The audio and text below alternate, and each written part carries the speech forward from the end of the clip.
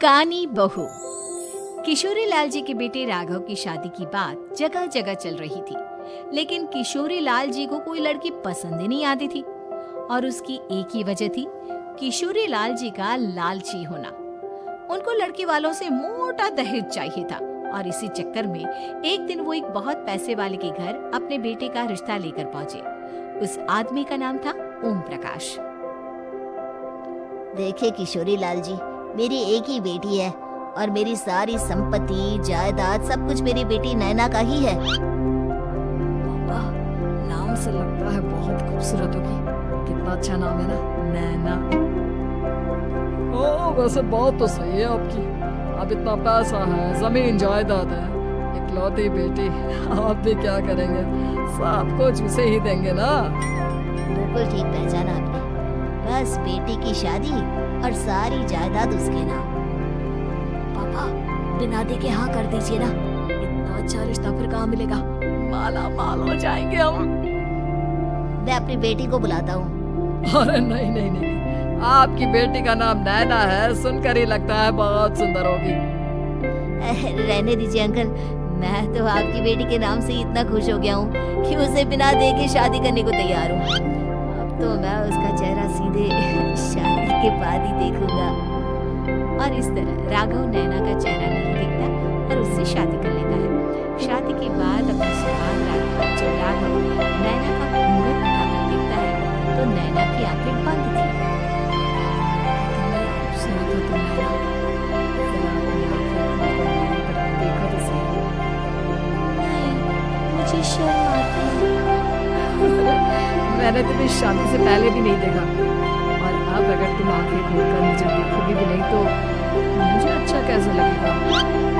इससे पहले कि नैना अपनी आंखें खोलकर राघव की तरफ देखती, अचानक से लाइट चली गई और राघव नैना को पूरी तरह से देख भी नहीं पाया। अगली सुबह नैना राघव के लिए नाश्ता बनाकर लेकर आई। अरे ये क्या? आधा पराठा सेका हुआ है और आधा बिल्कुल कच्चा। ये तुमने क्या किया नैना? बहू, तुमने क्या आधा पराठा तवे से नीचे लटका कर रखा था, जो आधा सिका है और आधा कच्चा? मुझे जितना दिखेगा उतना ही तो सीखूंगी ना पापा जी।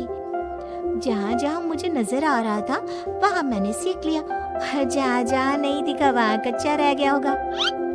इसका क्या मतलब है? ये कैसा मजाक कर रही है तुम? अरे बहू, तुमने इतना लंबा घूंघट क्यों लगाया हुआ है? देखो, हमारे घर में बहुओं को बेटी की तरह रखा जाता है, और फिर तुम तो इतना सारा माल लेकर आई हो। देखो, ये घूंघट डालकर रखने की कोई जरूरत नहीं है। हाँ नैना, पापा जी ठीक कह रहे हैं, तुम तो आराम से रहो, अपना ही घर समझो। नैना अचानक से अपना घूंघट उठा लेती है। अरे ये क्या पापा, नैना की तो एक आंख फूटी हुई है। नैना, लेकिन ये तो कानी बहू निकली। मेरे साथ धोखा हुआ है, धोखा। बिना दिखाए अपनी कानी लड़की मेरे संग ब्याह दी। मुझे कानी बीवी नहीं चाहिए। मुझे अभी ओम प्रकाश जी से बात करनी पड़ेगी। आखिर उन्होंने मेरे साथ ऐसा किया क्यों? अरे, आप लोगों ने ही तो पापा से कहा था कि आप लोग शादी से पहले मुझे देखना नहीं चाहते। अब मेरे पापा पर क्यों इल्जाम लगा रहे हैं? लेकिन उन्हें बताना तो चाहिए था ना कि तुम कहानी हो, एक आंख से तुम्हें दिखाई नहीं देता। किशोरी लाल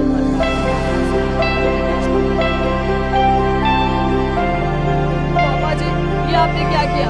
शादी से पहले बताया क्यों नहीं कि नैना की आंखों में परेशानी है? आप ही ने तो लड़की देखने से मना कर दिया था। और लेकिन आप बता तो सकते थे। आपको तो हमारी बेटी की प्रॉपर्टी चाहिए थी, वो भी पूरी की पूरी। अब क्या हुआ अगर उसे आधा दिखाई देता है? प्रॉपर्टी तो आपको पूरी मिल गई ना। ये क्या बात हुई? मेरी शादी प्रॉपर्टी से नहीं, आपकी बेटी से हुई है। अब ये तो पहले सोचना चाहिए था। तब तो मेरी प्रॉपर्टी देखकर तुम्हारी जुबान लप लपा रही थी। लेकिन मैं कानी लड़की को अपनी बीवी बनाकर नहीं रख सकता। पापा, कुछ करिए ना आप। हाँ, करता हूँ। देखिए ओम प्रकाश जी, आप हमारे साथ ऐसा नहीं कर सकते।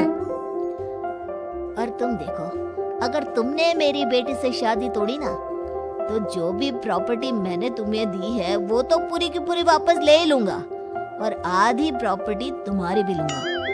अरे मेरी आधी प्रॉपर्टी भला क्यों लेंगे आप? इसलिए क्योंकि मेरी बेटी को आधा नजर आता है और उसकी नजर अभी तक तुम्हारी आधी जायदाद पर ही पड़ी है।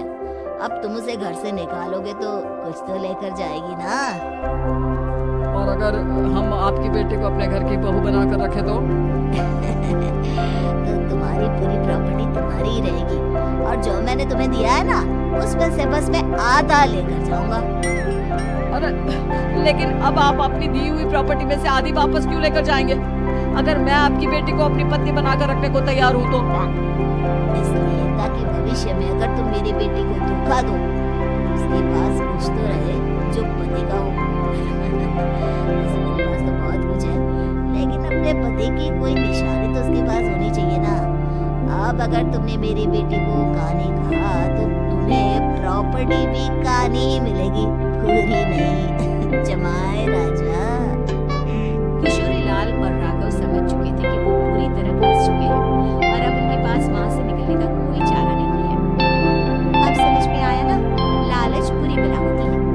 एक तो तुम्हें प्रॉपर्टी मिली, ऊपर से बीवी मिली, उसमें तुम्हें नखरे भी दिखाने हैं। आए बेटा, चुपचाप बैठो। कुछ दिनों बाद नैना राघव के काम में पैसा लगाया और जब काम में पैसा ये क्या? एक तरफ से मेरी गाड़ी पूरी खराब हो चुकी है। मेरी गाड़ी से दूसरी गाड़ी के साथ एक्सीडेंट किया है। बड़ा बड़ा नुकसान कर दिया तुमने तो।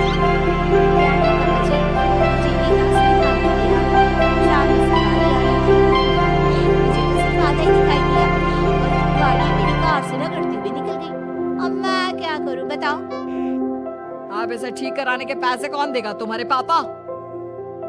तुमने मुझसे इस तरह से बात की? अभी रुको।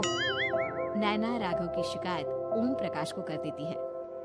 देखो राघव, अब जो मेरी आधी प्रॉपर्टी तुम्हारे पास थी ना, उसमें से आधी और मैं लेकर जाऊंगा, क्योंकि तुमने मेरी बेटी को डांटा। अरे नहीं नहीं पापा जी, गलती हो गई, माफ कर दो। गलती की तो कोई गुंजाइश ही नहीं। अगली बार मेरी बेटी को डांटा तो बची हुई आधी में से आधी और ले जाऊंगा। लालच के चक्कर में हम दोनों ने बहुत बड़ी गलती कर दी बेटा। एक तो तुम्हें कानी बहू मिली और ऊपर से जो माल मिला वो भी काना। इस तरह राघव की हर एक गलती पर ओम प्रकाश उसकी प्रॉपर्टी का आधा आधा हिस्सा लेकर अपना सारा माल वापस ले गया और राघव को कानी बीवी से काम चलाना पड़ा। भाई लालच वाकई में बुरी बला है।